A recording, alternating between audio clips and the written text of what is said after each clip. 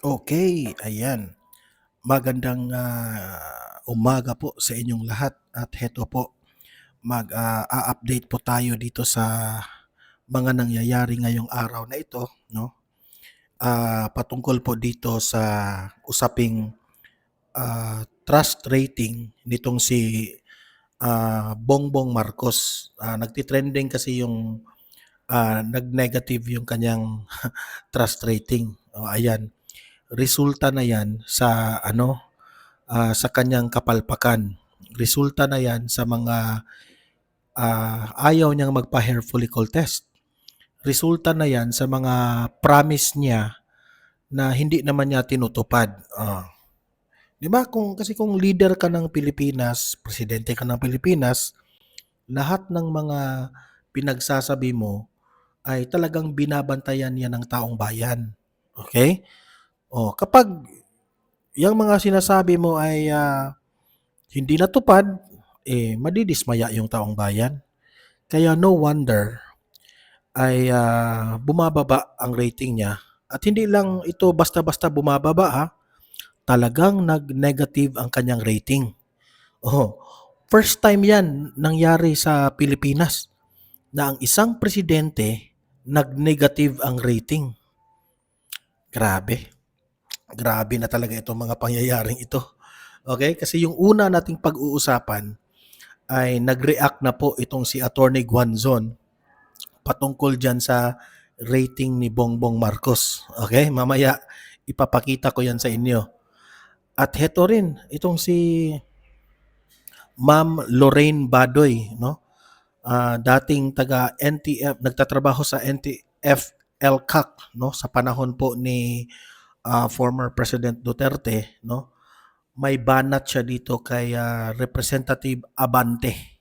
Ah, Patungkol po ito sa insertions na bilyon di umano ang insertion nitong si Congressman Abante at tinawag nitong si Lorraine Badoy na corrupt itong si Representative Abante. Mamaya atin pong babasahin itong sinabi ni Ma'am Lorraine Badoy.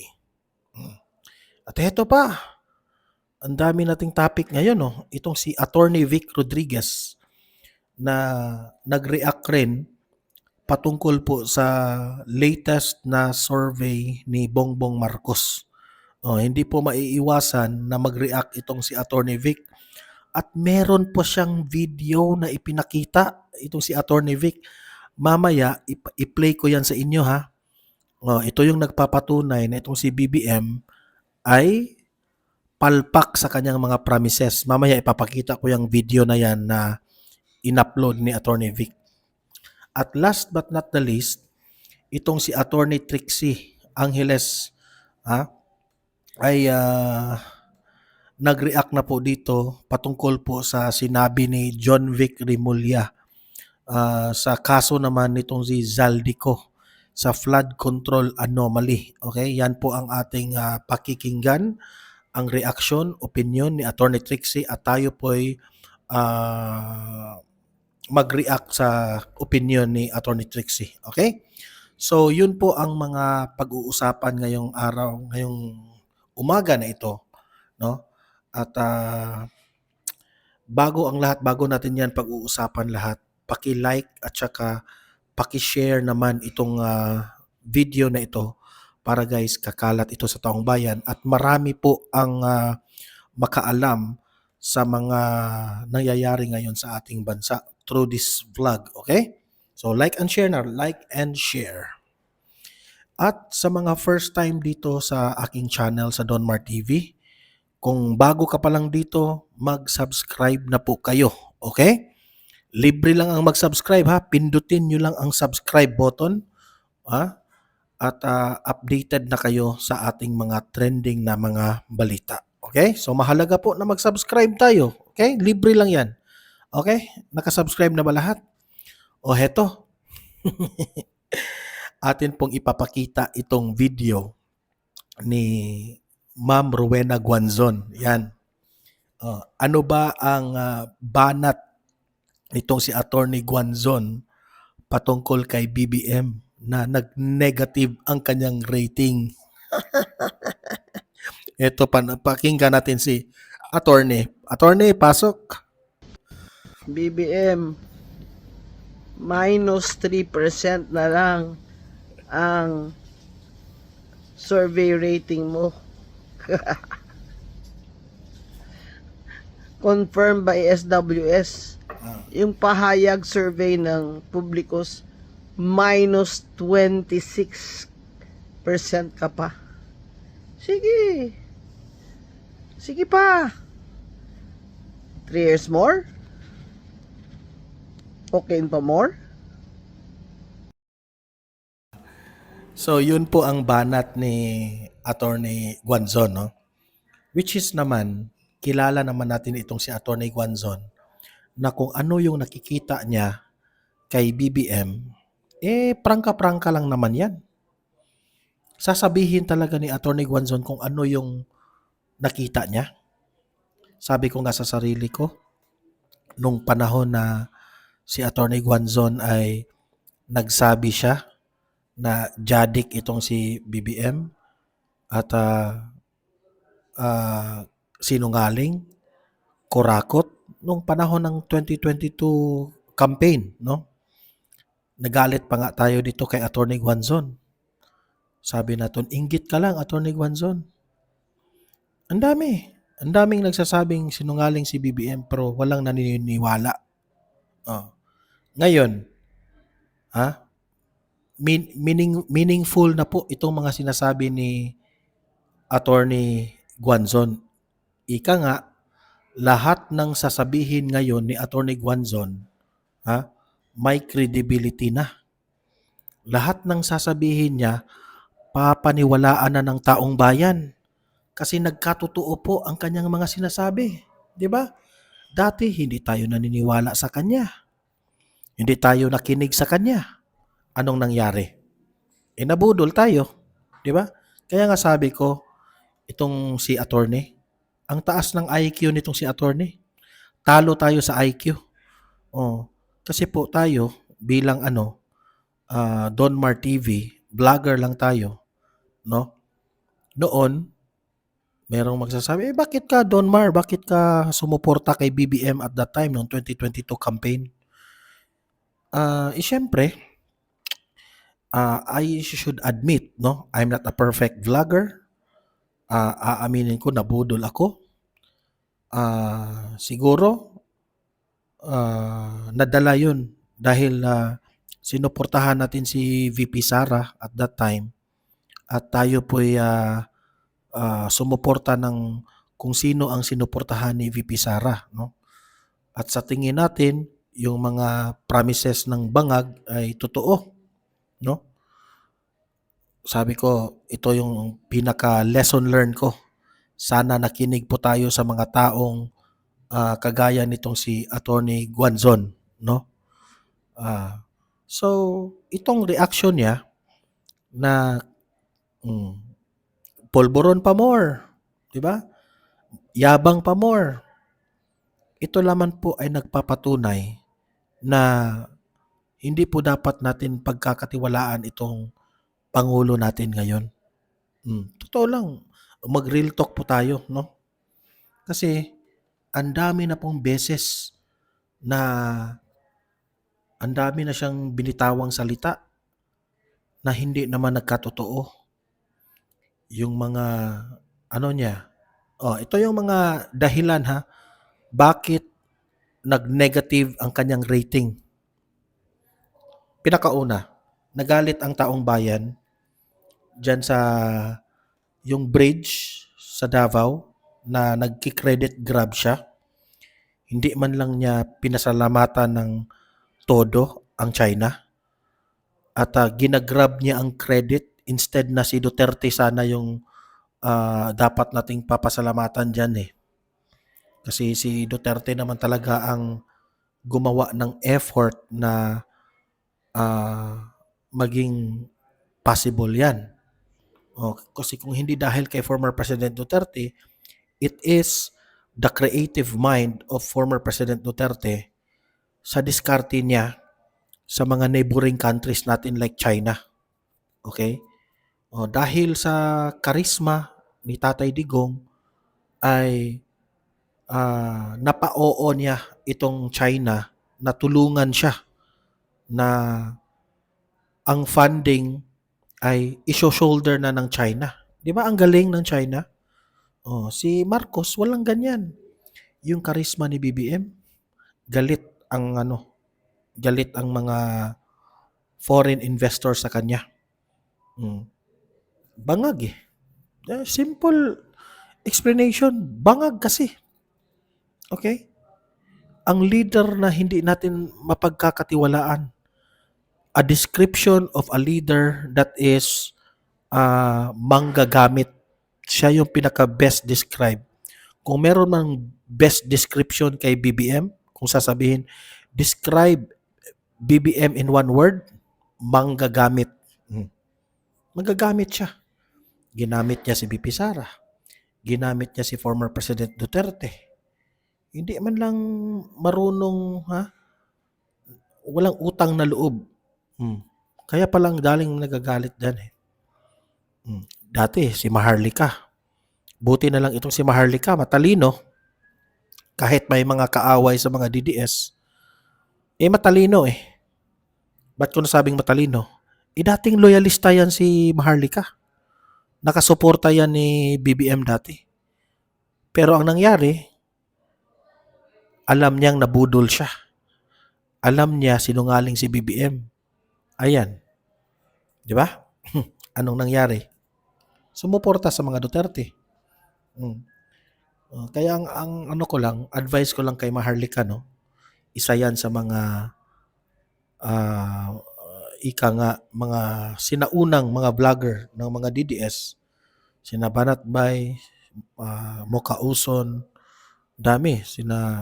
Yung isa pa, yung pinakaunang vlogger na sinusundan ko dati, si Mr. Rio.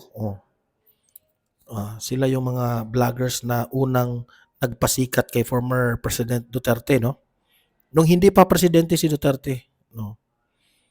Tayo po, ang advice ko lang kay Maharlika is, I hope na iiwasan nyo na, ma'am, yung mga away nyo dyan sa huwag nyo lang pansinin, no? Kung merong pong galit sa inyo ng mga DDS, sana kung, like for example, nag-away-away kasi sila ngayon dyan sa yung Tay kami naman, no? Yung pirma ba? Pumapalag kasi si Maharlika raw dyan. So I hope kung ano man ang galaw ng mga DDS, magsuportahan na lang tayo. I don't want to be involved in that away na yan, no? Pero sana sa kampo nila Ma'am Joey, nila Tio Moreno at itong si Maharlika, sana magkaayos kayo, no? At focus tayo sa kung saan tayo pareho ng goal, okay? So ayan po. Galing kay Attorney Guanzon. Ay nako, BBM, nakakatawa ka. Heto, si Lorraine Badoy na naman. At ang ating pag-usapan ngayon, no? Ano ba ang nangyari kay Lorraine Badoy? Heto. Yan. Yan si Abante. Nag-react na po itong si Lorraine Badoy. Okay? Kasi ang headlines po dito, 1.265. Okay? So, 1.2 billion DPWH allocable sa distrito ni Abante. Pinakamalaki sa Maynila. Kasi in-expose na ni Congressman Leandro Leviste. So, dito na natin nakikita. Kaya pala, todo ang galit mo sa mga Duterte. Kaya pala, todo ang sip-sip mo kay Martin Romualdez, Abante. Kasi meron ka pala nitong 1.2 allocables, ang galing. Kaya pala pilit na ipinapanalo ka ng COMELEC, na sa distrito nyo, may nanalo na. Pero dinisqualify pa kasi ikaw yung ipapasok. Wow! Ay, nako. Dahil dyan, nag-react na itong si Ma'am Lorraine Badoy, itong ating isa rin ito sa mga humahanga kay former President Duterte.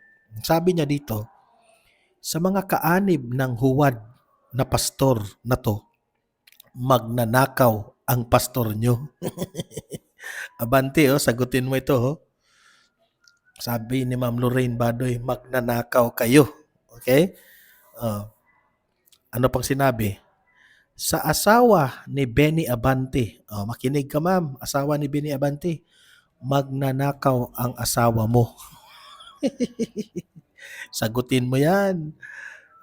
Sa mga anak ni Benny Abante, magnanakaw ang tatay nyo.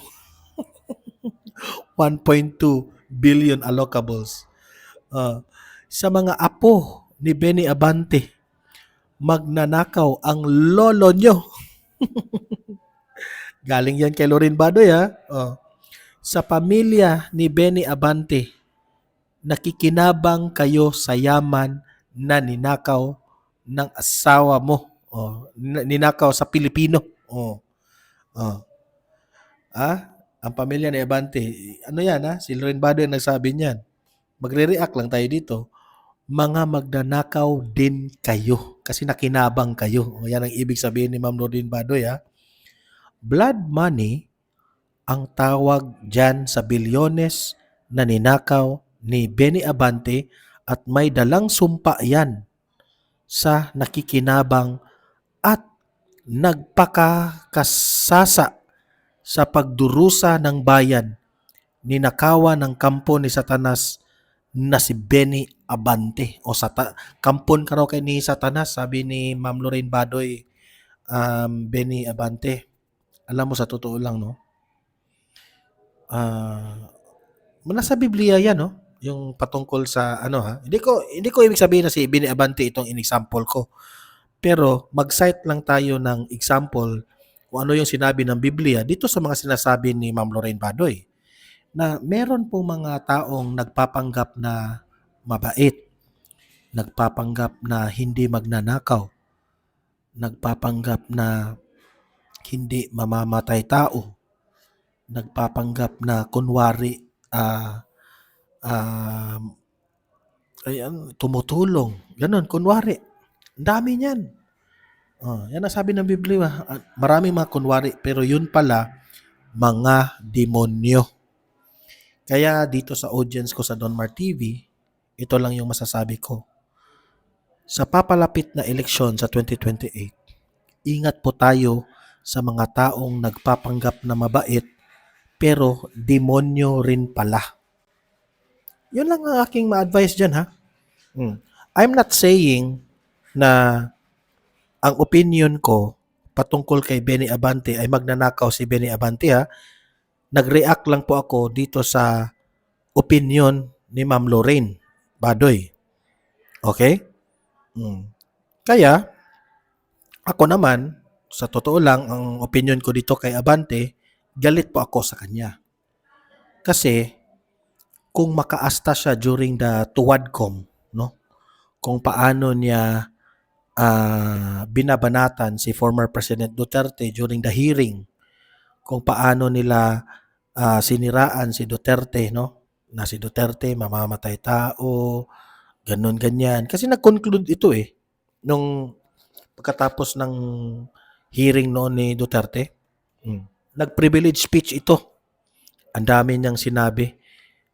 Kaya nga nakokonek ko nga na ngayon, sabi ko, kaya pala ang todo ng sip-sip mo kay Speaker Romualdez. Nagtatanong lang ako sa iyo, Benny Abante, kaya ba binabanatan, sinisiraan mo si Duterte kasi nagpapasip-sip ka kay Romualdez? Totoo ba? Kasi makokonek na namin ngayon.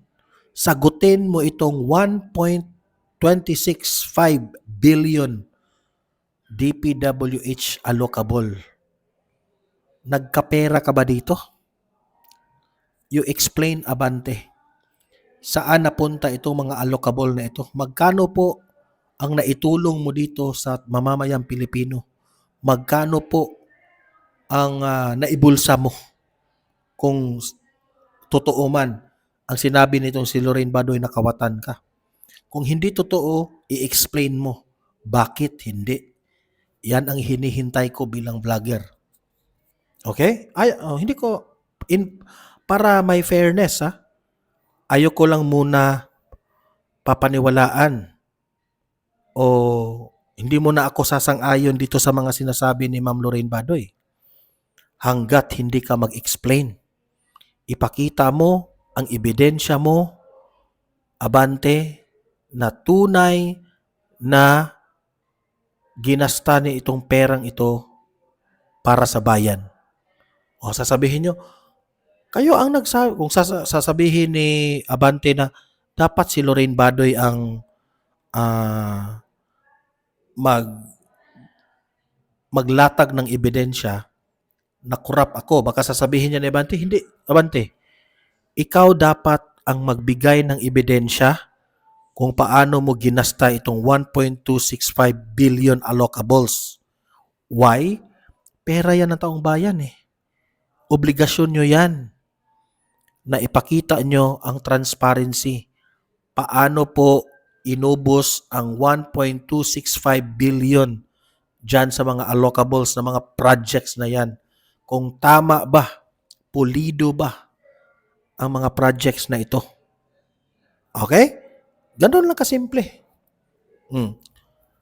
Patunayan mo ngayon, Congressman Abante, Representative Abante, na mali-mali itong sinabi ni Ma'am Lorraine Badoy.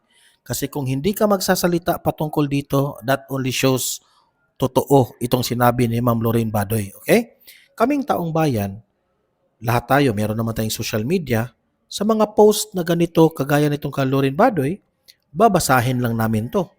Pagkatapos na babasahin namin to, maghihintay kami sa rebuttal mo, sa explanation mo, at sa mga ebidensya mo na nagpapatunay na mali itong sinabi ni Lorraine Badoy. Saka kami huhusga sa inyo.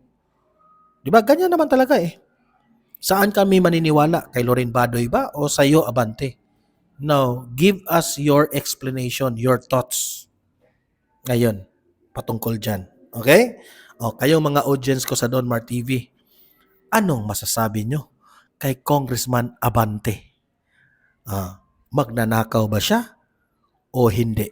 Ilatag nyo ang inyong comment ha, at tayo po'y babasahin natin yung mga komento ninyo, opinion ninyo. Okay? Punta naman tayo dito kay Attorney Vic Rodriguez na nag-react rin dito sa latest survey ni BBM na nag-negatibo. Okay? At may video pa siyang isinare. Punta mo na tayo dito. Ayan. Sabi ni Attorney Vic Rodriguez, negative 3% or minus 3% upos na mandato. Sa pinakabagong survey, negatibo na ang trust rating ni Bongbong Marcos. Negative 3%. Grabe. Malinaw at walang alinlangan ang mensahe ng mga Pilipino na wala na silang tiwala sa kanyang kakayahang mamuno sa bangkaroting administrasyon. Totoo, wala na talaga. Hindi na talaga, pati kami, hindi na kami naniniwala kay BBM. Alam na namin na binubudol kami, Attorney Vic. Tama ka sa sinabi mo, Attorney Vic. Mulat na ang mundo at ang bansa ang Pilipinas. Kaya nga, gising na ang taong bayan eh. Wala nang kahit ano pang pagtatakip, panlalasi, pananakot at pambubudol ang maaaring makapagkubli sa tatlong pangunahing isyu na humihingi ng transparency at full accountability. At ano ito? Itong administrasyon na ito, under the leadership of Bongbong Marcos, massive corruption, ghost at substandard na mga flood control projects. Grabe ang ginawa nila. Massive corruption. Pangalawa, looting of public funds. Unconstitutional ang 2025 GAA. Mga insertions, presidential kickbacks, yung sa PhilHealth, di ba? Kung anong ginawa nila doon sa pera ng PhilHealth. Sukang-suka na po kami sa iyo, BBM, sa totoo lang. At pangatlo, drug addiction, evasion from hair follicle drug test na hanggang ngayon hindi mo ito ina-answer. Gusto ng taong bayan magpa-hair follicle test pero wala kang ginawa. Okay? Marcos resign ang natatanging paraan upang maisalba ang Pilipinas ngayong darating na bagong taon. Ito yung video ipapakita natin sa inyo itong video na shinare ni Attorney Vic Rodriguez. Kayo na po ang humusga dito sa video na ito. Play.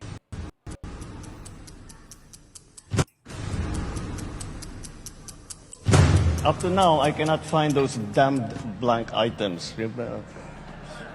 We'll keep looking. We'll keep looking. But I really am convinced that they simply do not exist because it is not allowed to exist. Diba? Yun ang ano niya. Binabasa raw. Wala raw blank items. Anong nangyari? Lub-lub. Lib-lib. Ang tawag dyan? Baon tayo sa korupsyon. Yak! Yak! In a senatorial debate, Attorney Vic Rodriguez again called on you to undergo a hair follicle test, citing the constitutional principle that public office is a public trust. What do you say to this, Mr. President?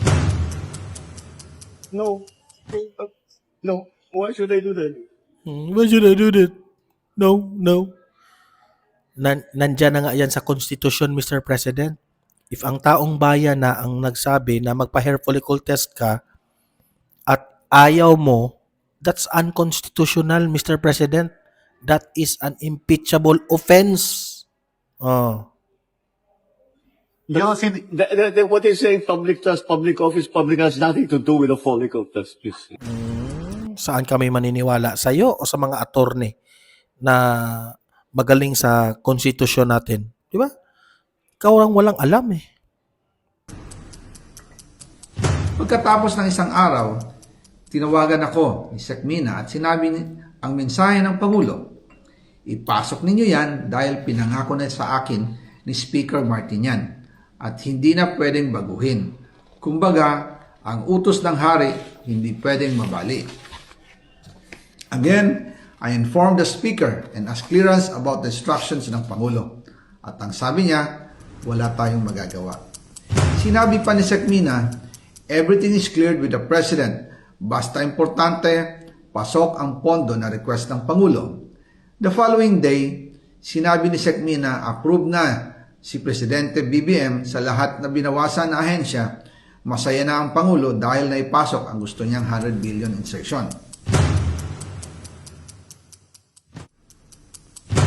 After po ng approval ng budget sa General Appropriations Act of 2025, nagtanong po ako sa DPWH kung magkano ang kailangan na ibigay sa Office of the President o ang SOP na bigayan. Ang sinagot sa akin ay 25%. Ang ibig sabihin nito, 25% ng 100 billion ang SOP na kailangan ibigay kay BBM mismo. In total, 25 billion ang napunta kay Pangulong Bongbong Marcos.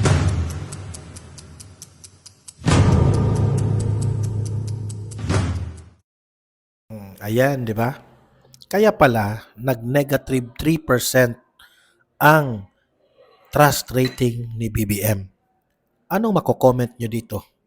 Tama lang ba na negative 3% ang trust rating ni BBM? Ilatag nyo ang inyong opinion, reaction sa comment section. Okay? Ito, sa last video na ating ipapakita ay itong si Attorney Trixie, no?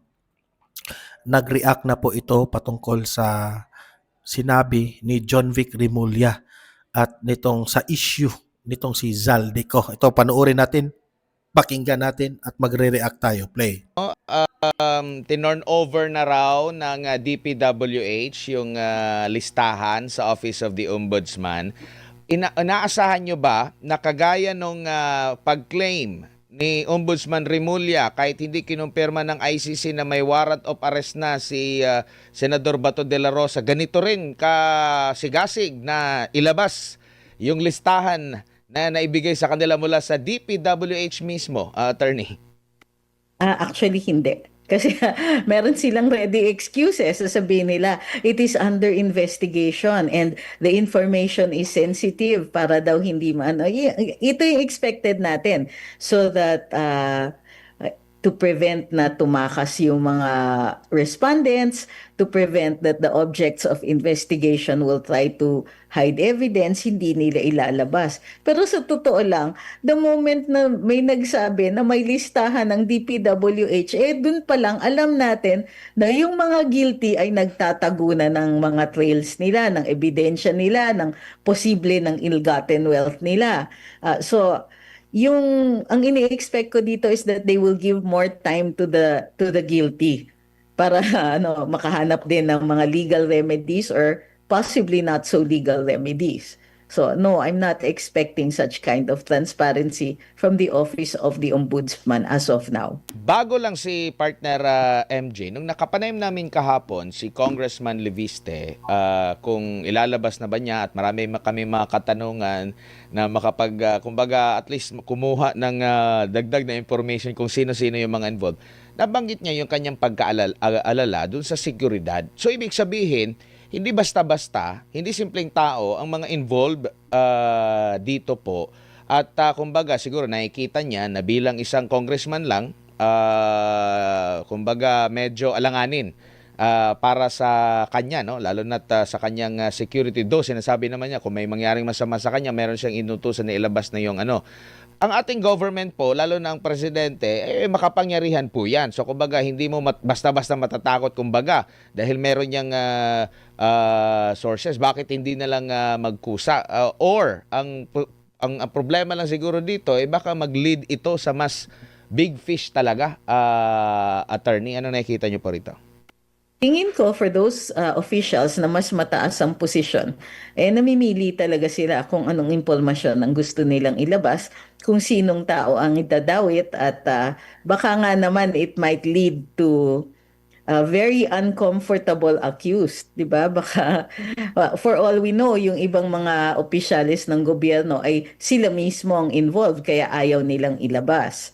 So, tingin ko diyan it's parang mafia, may code of silence. So bahagi din ito ng pagpoprotekta sa isa't isa. Kasi pag may isang lumubog, baka matulad kay Saldico at magdadadaldal na rin. So nakikita natin, this is parang conspiracy yan, di ba?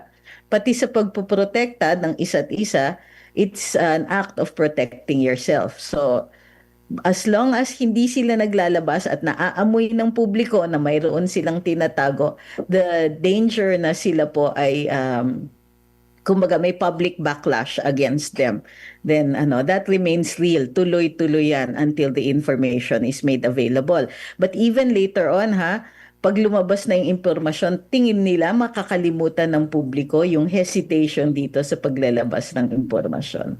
I don't think so. Opo, ma'am, good evening. Si MJ po ito. Hi, MJ. Nandito po tayo sa business, information of business, no?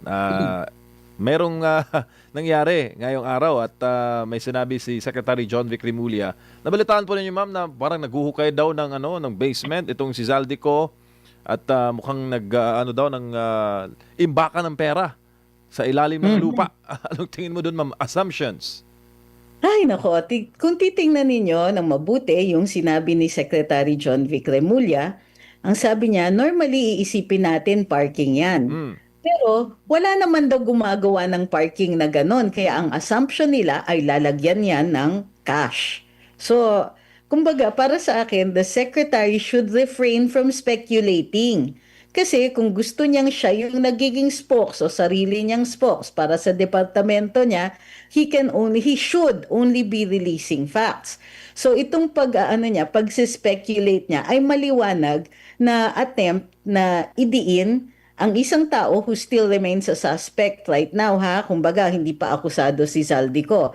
And therefore, dapat nag-iingat siya. Yung speculation na ganyan, maliwanag, intends to rile up public anger against a person who is not even yet on trial. Hindi ito katulad ng simpleng paglalabas ng impormasyon, simpleng paglalabas ng isang listahan. Naggagawa siya ng senaryo o spekulasyon para idiin ang isang tao. And he should really refrain from that. It's unbecoming of him as the secretary of the DILG. Ma'am, pares ba tayo ng iniisip para si Zaldico na lang ang guilty at siya ang pinakamasama sa issue at anomalya sa flood control? Ay, yun na nga ang nangyayari dito. Ang nakikita natin, parang yung investigasyon ay nililimita na lang hanggang kay Zaldico. At kung matatandaan natin dun sa ICI, maraming naglalabas ng conclusion or ng na si Speaker Martin Romualdez, ang pinaka-liability niya would be administrative. Negligent daw siya dahil hindi niya masyadong sinupervise si Congressman Zaldico and therefore got away with it. So nung naglabas sila ng ganyang klaseng storya, kasi kung titingnan ninyo yung mga announcements, they don't limit themselves to fact. Okay, hindi sila sinasama nila yung kanilang speculation. Sinasama nila yung kwento. Gusto nila i-lead yung publiko doon sa conclusion na gusto nila. Which is not the job of government right now. Kung investigador ka at mag-a-announce ka, facts lang. Hindi pwede yung kasama yung speculation mo kasi you are leading people to a particular conclusion. Sa court nga bawal yan di ba? Bawal ang leading questions except for with certain exceptions. Pero hindi kasi fair yung ganyan. Paano makakalaban ang tao sa laki ng makinarya ng gobyernong desididong gumawa ng kwento laban sa'yo? Yeah.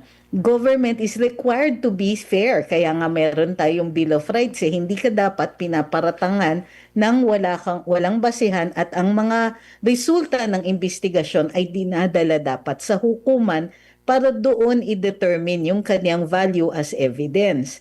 At kung ito ay titindig bilang ebidensya. Dito, what if may ibang tao, ibang kawani ng gobyerno na naghukay ng basement kasi gusto niya na may playground or play area para sa mga anak niya? Will we also conclude that these people are creating basements para taguan ng cash? Kumbaga hindi siya fair. What the secretary is doing is not really fair. Lalong-lalo na yung tao alam nila hindi is not available para madala sa hukuman at matesting itong ebidensya na ito. Paano naman yung mga binanggit ni Zaldico?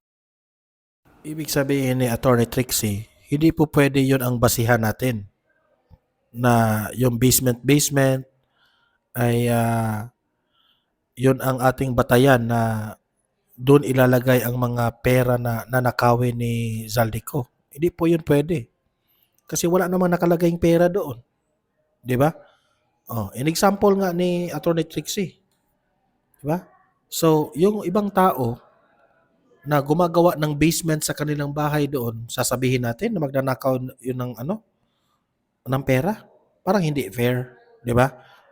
Let us say, sige, ginagawa yun ni Zaldico for the sake na ilalagay doon ang mga pera. Pero hindi pa rin siya pasok sa sa korte. Kasi walang perang nakita doon 'Di ba? Yung mga pangalan, big names. Correct. They should have initiated an investigation. But nagbabanggit siya, binanggit niya ang Pangulo, binanggit niya ang unang ginang, binanggit niya si former Speaker Martin Romualdez. Dapat doon sa pagbabanggit niya ng ganito, nag-i-initiate ng investigasyon to determine kung totoo o hindi ang sinasabi ni Mr. Ko at kung totoo, mayroong krimen, may ebidensya ng krimen, maumpisahan ang mga proseso. Ngayon, ang Pangulo ay immune from suit, pero hindi siya immune from investigations, lalong-lalo na kung kunwari ang iniimbestigahan ay mga tao sa paligid niya and the evidence leads to his doorstep, walang choice kung hindi kumpletuhin ng investigasyon para kumpleto ang impormasyon. If ever, the President pwede naman isantabi ang ebidensya for impeachment proceedings o kaya isantabi rin para sa later criminal investigations and possibly litigation. Okay, so yun po ang point ni Attorney Trixie, no? Na kahit presidente ka ng Pilipinas, kahit nga yung presidente ay immune sa mga kaso, di ba? Hindi mo pwedeng kasuhan ang presidente. Kasi presidente yan. Pero, hindi ka immune sa mga investigation. If the investigation leads to your doorstep na isa ka sa mga gumagawa ng corruption, edi patuloy ang investigation. Hindi ka nga makukulong pero at least alam ng sambayan ng Pilipino na nagnakaw ka ng pera. So yan ang dapat tandaan ng mga ICI, DOJ, NBI, lahat, no? Ang mga authorities natin na gumagawa ng paraan para masusolusyonan itong corruption natin. Remember, the president is not immune sa mga investigation. Okay? Dapat kung imbestigahan sila, imbestigahan din sila. Kahit hindi sila makukulong muna. Okay? Kasi immune sila, kasi presidente pa sila. Okay? So, ano yung opinion nyo dito, guys? Maglatag kayo ng reaction, opinion. Ha? Ano masasabi nyo? Dapat lang ba pati yung presidente natin at itong si Martin Romualdez ay imbestigahan dito sa mga sinasabi ni Zaldico? At hindi lang si Martin at si Bangag, ha? Kasama na dyan si Zandro at yung si Liza Tanas. Dapat bang imbestigahan sila? Ilatag nyo ang inyong opinion patungkol dyan, ha? Babasahin natin yan sa comment section. Okay? Paki-like, paki-share itong video na ito para guys kakalat ito sa taong bayan, malalaman ng taong bayan na ganito na po ang nangyayari ng ating bansa. At sa mga first time, kung bago ka pa lang dito sa aking channel, pindutin nyo lang yung subscribe button, ha? Libre lang yan, walang bayad yan, no? Updated ka na sa ating mga trending na mga balita. Okay? So guys, maraming salamat. See you in my next video. Have a great day. Have a great night. God bless po sa ating lahat. Mabuhay ang Pilipinas and God save the Philippines. Bye-bye.